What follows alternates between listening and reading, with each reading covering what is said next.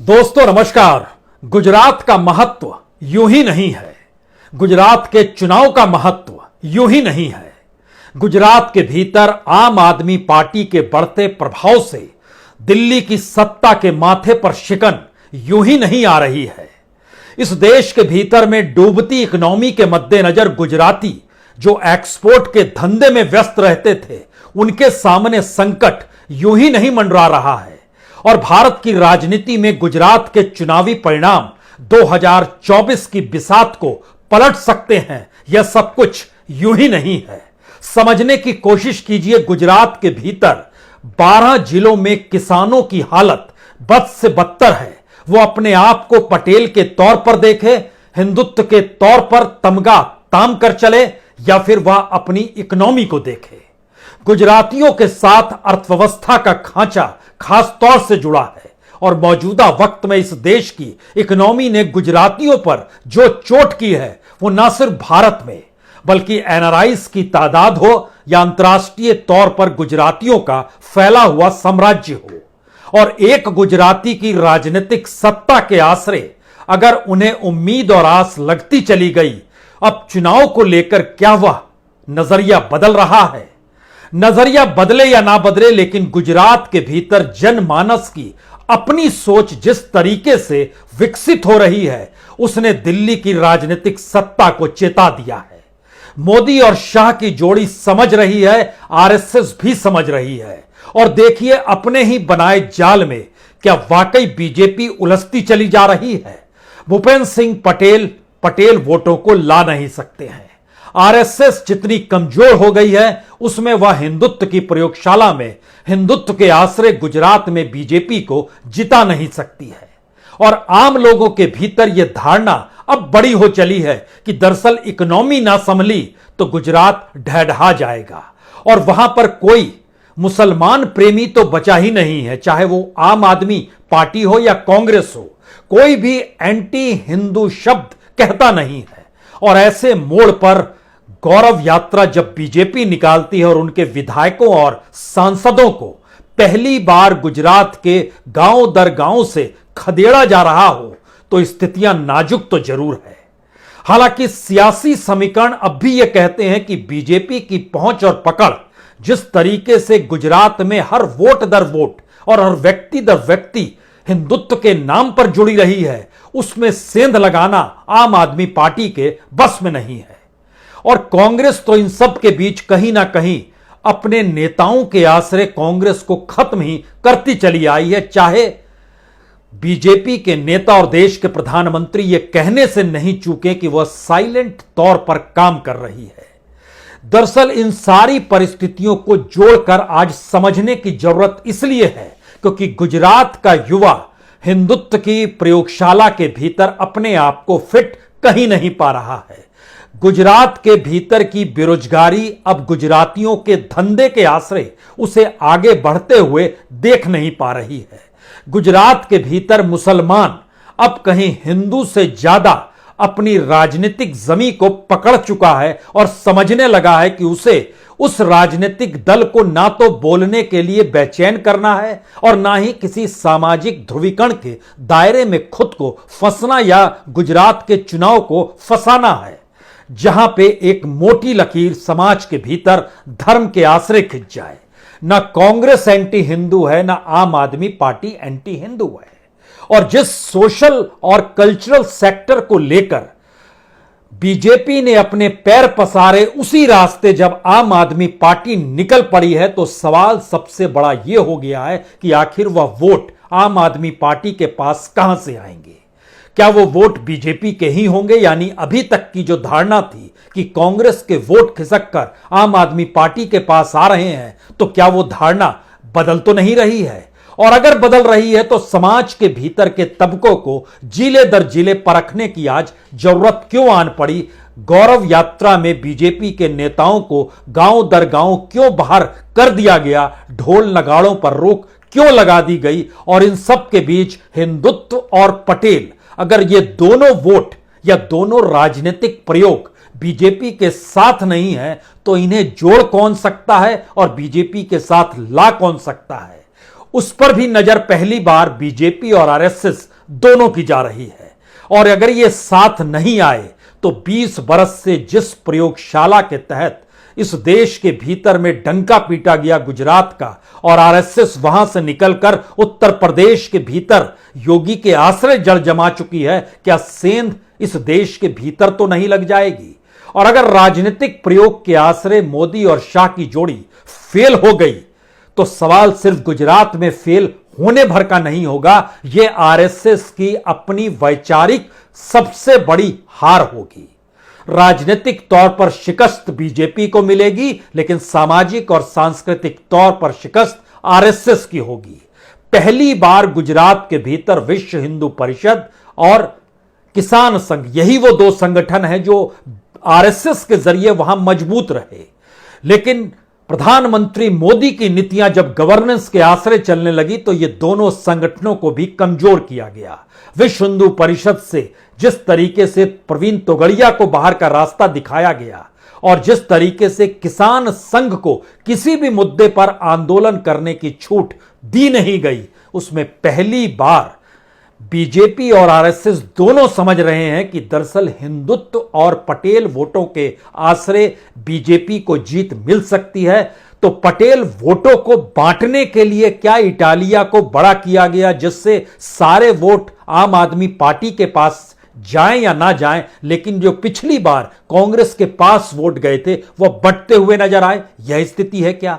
लेकिन महत्वपूर्ण तो जिक्र आज बीजेपी और आरएसएस का है, जो दरवाजा खटखटाने को तैयार हो रहे हैं प्रवीण तोगड़िया का। संवाद हल्का फुल्का जारी हो चला है। सबको पता है कि प्रवीण तोगड़िया किसी भी हालत में आम आदमी पार्टी और कांग्रेस में मैच नहीं करते हैं, लेकिन वह जिस तरीके से मोदी विरोधी हैं, क्या वो पुरानी परिस्थितियों से सारी चीजों को भुलाकर अब बीजेपी की जीत के लिए एक मजबूत मुहर के तौर पर काम कर सकते हैं? आरएसएस अपने तौर पर सत्ता चाहता है, और ये लोग भूल करते हैं जो सोचते हैं कि मोदी सत्ता चाहते हैं, आरएसएस सत्ता नहीं चाहता है। आरएसएस पहली बार गुजरात के भीतर सत्ता खोने को तैयार नहीं है। संघ को एकजुट करने की दिशा में पहली बार कदम बढ़ रहे हैं, ये जानते समझते हुए कि अगर यहां से ढलाओं पे आ गए तो 2024 तक भी संभल नहीं पाएंगे। कुछ जगहों पर किस तरीके से आम आदमी पार्टी को उठाना है, किस जगहों पर कांग्रेस की जमी के भीतर सेंध लगानी है, इसका भी राजनीतिक खांचा तैयार किया जा रहा है। लेकिन आइए जरा परखने की कोशिश इसलिए जरूरी है कि वहां से जो मैसेज निकल कर आते हैं और उन मैसेज के जरिए जो भीतर में बिसात बिछाई जा रही है वह बेहद महत्वपूर्ण हो चली है। आदिवासी सीट के दायरे में आने वाली 27 सीटों पर क्या विश्व हिंदू परिषद के साथ साथ आदिवासी कल्याण संघ जो है वह अपने तौर पर कोई प्रभाव डाल सकता है, जब सियासी तौर पर साफ हो चला है कि गुजरात की मौजूदा बीजेपी की सरकार चुनाव जिता पाने में सक्षम नहीं है, और दिल्ली से निकलकर अमित शाह और मोदी की जोड़ी जब गुजरात में कदम रखेगी तो क्या वाकई 30 दिनों के भीतर सारे समीकरण बदलने की स्थिति में वो आ पाएगी, या मसला मैनिपुलेशन का आएगा, मसला मशीनरी का आएगा, क्या मसला आएगा? इन सब पर भी चर्चा अपने तौर पर शुरू हो चली, और शायद इसीलिए नजरिया इस बात को लेकर कहीं ज्यादा है कि कितने तरीके से, यानी कितनी दूरी तक आम आदमी पार्टी आगे बढ़े। लेकिन सच मौजूदा इस बात को लेकर बीजेपी के भीतर हो चला है कि गांव के भीतर कांग्रेस की पहुंच और पकड़ मजबूत हो रही है। शहरों में जो बीजेपी का वोट बैंक था उसमें आम आदमी पार्टी सेंध लगाने की स्थिति में आ रही है, और यह परिस्थिति ऐसी हो चली है जो मुश्किल हालात कहीं पैदा कर रही है। तो वो सेंट्रल गुजरात की 61 सीटों पर है, जहां बीजेपी जीती तो 37 सीट थी और कांग्रेस जीती 22 सीट थी, लेकिन यहां की अहमदाबाद और वडोदरा और उससे सटा हुआ सूरत, इन तीनों जगहों पर अगर आम आदमी पार्टी का प्रभाव बढ़ता है और अगर पिछले सीटों को बचा पाने की स्थिति में कांग्रेस रहती है तो यह पहले खतरे की घंटी बीजेपी के लिए है, आरएसएस के लिए है। क्योंकि अहमदाबाद, बड़ोदरा, सूरत का मतलब बहुत साफ है, यहां की 38 सीटों पर बीजेपी का कब्जा होना, जो एक लिहाज से 90% तक आ जाता है।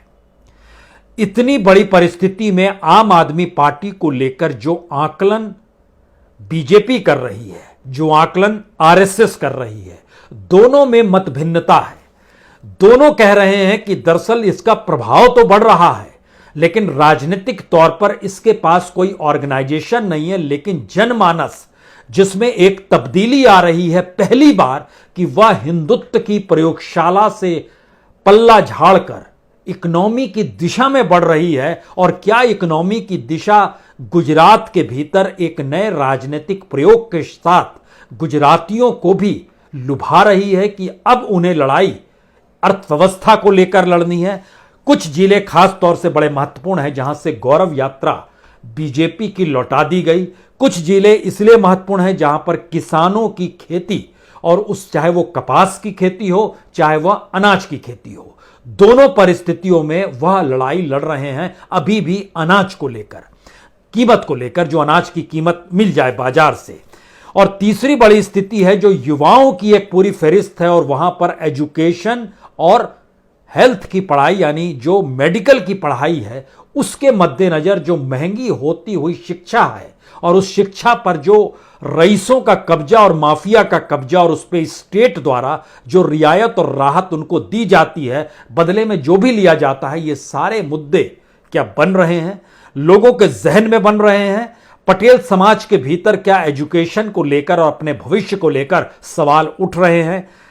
परिस्थितियों को समझिए, खास तौर से सौराष्ट्र और कच्छ के इलाके में, जहां पर कच्छ जिला, सुरेंद्रनगर जिला, मोरवी जिला, जूनागढ़ जिला, गिर सोमनाथ का जिला, अमरेली का जिला और एक भावनगर का जिला। भावनगर का जिक्र यहां इसलिए बड़ा महत्वपूर्ण है क्योंकि भावनगर बीजेपी के प्रभावित इलाकों में है, और वहां पर जब चीजें निकल कर आ रही है कि जो पिछली बार 7 में से 6 सीटें बीजेपी ने जीती थी, इस बार वह भी टूट जाएगा, यानी भावनगर भी अगर डगमगा जाएगा, तो जो सौराष्ट्र और कच्छ का इलाका है वहां पर स्थिति नाजुक तो नहीं हो जाएगी, क्योंकि यहां की लगभग 54 सीटों में से पिछली बार भी 30 सीट कांग्रेस जीत गई थी, और इस बार यहां पे कहीं बीजेपी की स्थिति नाजुक आम आदमी पार्टी के आने के बाद सुपड़ा साफ होने की स्थिति में तो नहीं आ जाएगी। और मुद्दे वो है जिन मुद्दों पर बीजेपी खामोश रहती है, मुद्दे वो है जो दिल्ली की केंद्रीय सत्ता ने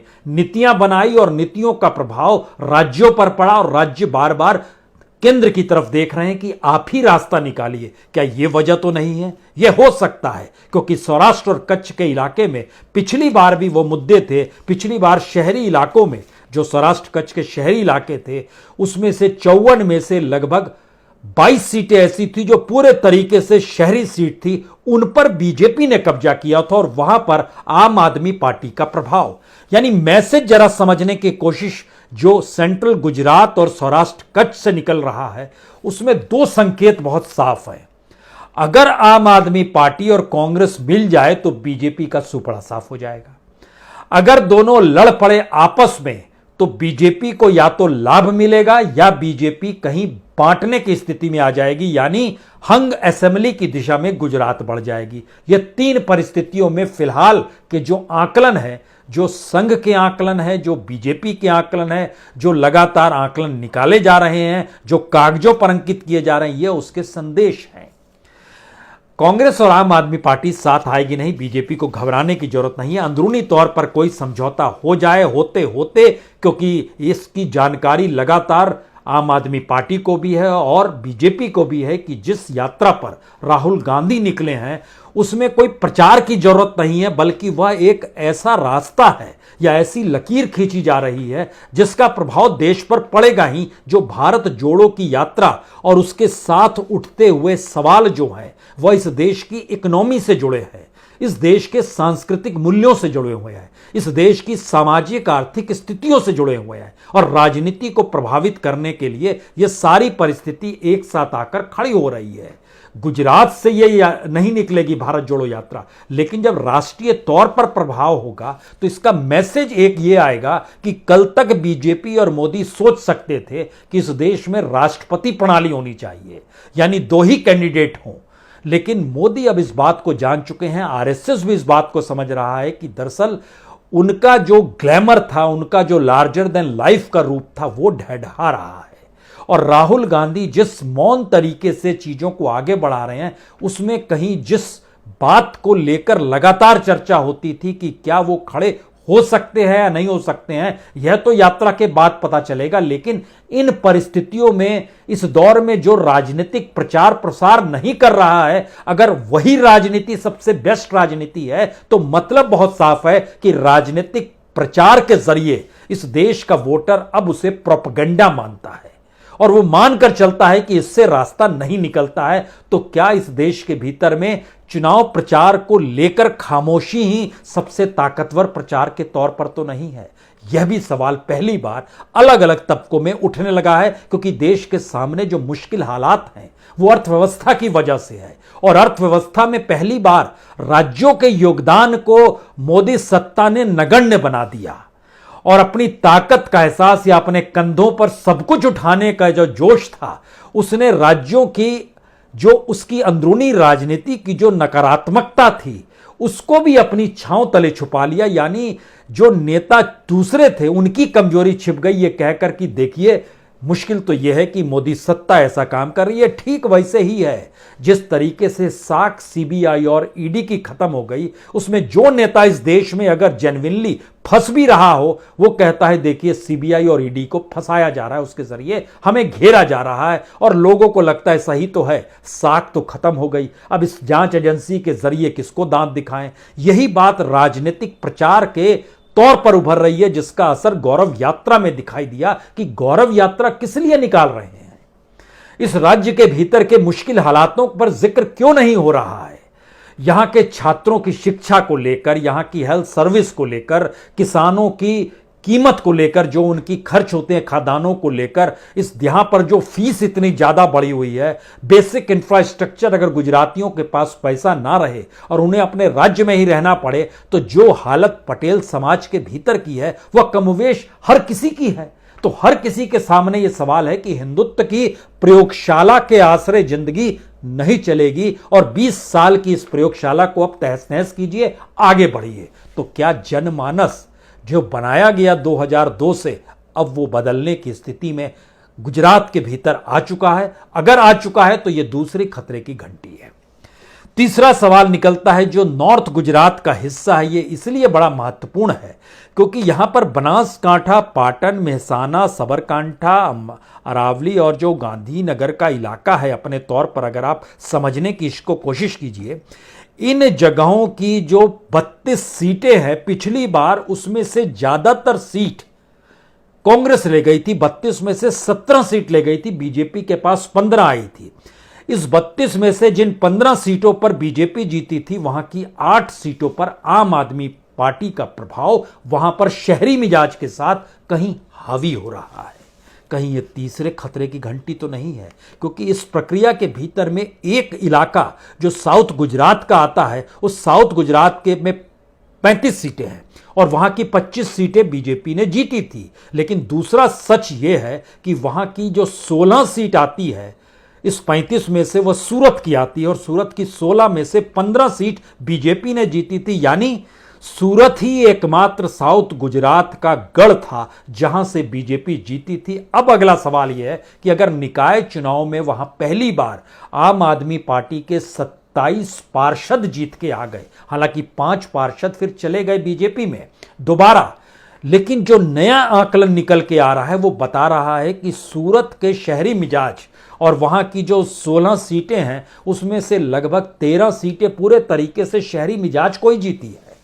उन इलाकों में, और जो पार्षद है वो भी वहीं से जीत कर आए हैं, उन इलाकों में अगर इस 16 सीटों में से 8 सीट पर आम आदमी पार्टी का प्रभाव इस रूप में नजर आ रहा है कि वहां पर कांग्रेस नहीं है, तो क्या यह चौथी संकट और खतरे की घंटी बीजेपी के लिए है? अब जरा आखिर का एनालिसिस इसलिए बड़ा महत्वपूर्ण है कि गुजरात का संदेश निकल क्या रहा है। गुजरात का मौजूदा संदेश बहुत साफ है। हिंदुत्व की प्रयोगशाला बीजेपी के लिए मायने नहीं रखेगी। हिंदुत्व की प्रयोगशाला के साथ अगर पटेल भी पूरे तरीके से एकमुश्त किसी एक पॉलिटिकल पार्टी बीजेपी के खिलाफ चले गए तो यह बीजेपी के लिए बड़ी मुश्किल सबब होगी। और इन दोनों को साथ लेने के लिए दूसरा हिस्सा जो आता है वह क्या, प्रवीण तोगड़िया के साथ जो संवाद आरएसएस का लगातार बन रहा है और मोदी और अमित शाह अभी इस पर खामोशी बरते हुए हैं। क्या ऐसी परिस्थिति आरएसएस मानकर चल रही है कि गुजरात गंवाना नहीं है, क्योंकि यहीं से विश्व हिंदू परिषद की राजनीतिक प्रयोगशाला प्रवीण तोगड़िया के जरिए शुरुआत हुई थी और अमित शाह और प्रवीण तोगड़िया के झगड़े में तोगड़िया बाहर निकल गए, उन्होंने अपना संगठन बनाया और उस संगठन को लेकर जो आईबी ने जानकारी दी उस रूप में है कि ओरिजिनल विश्व हिंदू परिषद और बजरंग दल से ज्यादा ताकतवर तोगड़िया सांगठनिक तौर पर हो चले हैं। देश के 93,000 जगहों पर उन्होंने अपने कार्यक्रम किए, 93,000 जगह पर। क्या ये मैसेज डराने वाला है संघ के लिए? और अब उन्हें साथ लाने की जरूरत है। और राजनीतिक तौर पर यह समझ में आ रहा है क्या कि अगर मोदी और अमित शाह ने हामी भरने में देर लगाई तो संघ आगे बढ़ जाएगा, क्योंकि उसकी नजर अब आने वाले वक्त में 2025 को लेकर है, जब संघ के 100 साल पूरे होने वाले हैं। और इसको लेकर वह किसी भी हालत में मोदी और शाह की गवर्नेंस और उनकी राजनीतिक बिसात से समझौता करने को तैयार नहीं है। क्या उसे इसकी आहट हो चली है? सबसे बड़े खतरे की घंटी यही है कि संघ का अपना राजनीतिक प्रयोग कहीं मोदी और शाह को दरकिनार कर दे, या मोदी और शाह का गवर्नेंस जिस रूप में चल रहा है वो इस बार नतमस्तक हो जाए कि संघ जिस रास्ते चल रहा है। तो एक नया राजनीतिक प्रयोग गुजरात के भीतर दोबारा से 2002 की परिस्थितियों को याद करते हुए दोबारा उस बिसात को बिछाइए, क्या उस दिशा में आ सकती है? यह स्थिति गुजरात के भीतर खतरे की घंटी के साथ गूंजने लगी है, बीजेपी के लिए, संघ के लिए, मोदी और अमित शाह की जोड़ी के लिए। बहुत बहुत शुक्रिया, बहुत बहुत शुक्रिया।